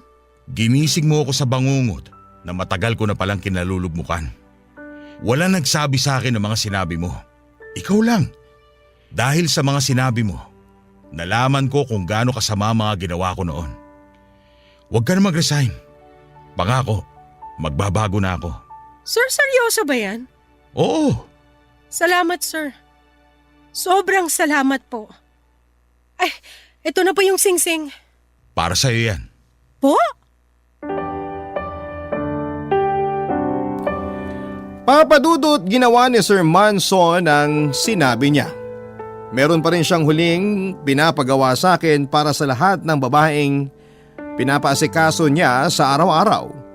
Pinabili niya ako ng mga bulaklak para ibigay sa lahat ng babae sa listahan niya. Kasama ng bulaklak ay ang mensahe ng paghingi ng tawad sa mga maling nagawa ni Sir Manson sa kanila. Papadudot, yung singsing po pala ay hindi na talaga binawi sa akin ni Sir Manson kasi pinangatawanan niya yung alok niya sa harap ng maraming tao. Na maging fiancé niya ako. Nung una ay akala ko ay para lang huwag siyang mapahiya kasi nga ay nagkasubuan na noong tanggapin ko ang alok niya sa harap ng lahat ng empleyado. Pero hindi po pala. Totoo po ang sinabi niya. Nung una ay ilang na ilang ako pero nakasanayan ko na rin ang pagka-sweet niya at sobrang magmahal si Sir Manson. Dahil empleyado pa rin ako sa opisina at boss ko pa din siya ay si Sir Manson pa rin ang tawag ko sa kanya. Sa opisina, sir ang tawag ko sa kanya. Sa labas naman ay iba ang tawagan namin. Mahal ang tawag ko sa kanya at baby naman ang tawag niya sa akin. Nung una po ay natatawa ako kasi sa laki kong ito ay baby ang tawag sa akin ng boyfriend ko. Pero eventually ay na-realize ko na cute naman din ang mga terms of endearment naming dalawa. Sa ngayon po ay mahigit 2 taon na kami at sa 2 taon na yon ay hindi niya ako ikinakahiya ni minsan. Kahit mataba akong babae, kamakailan lang po ay lumuhod na naman si Sir Manson sa harap ng mga kaopisina ko para mag-propose ulit sa akin ng kasal sa pangalawang pagkakataon. Siyempre, Papa Dudut, aarte pa ba ako? Kaya isang malaking yes muli ang isinagot ko sa kanya. Salamat po Papa Dudut sa pagbasa sa aking masayang kwento. Ang inyong forever, kapuso at kabarangay, Natalie. Nagustuhan ng iyong napakinggan? Ituloy yan via live stream sa www.gmanetwork.com/radio. Barangay LS 97.1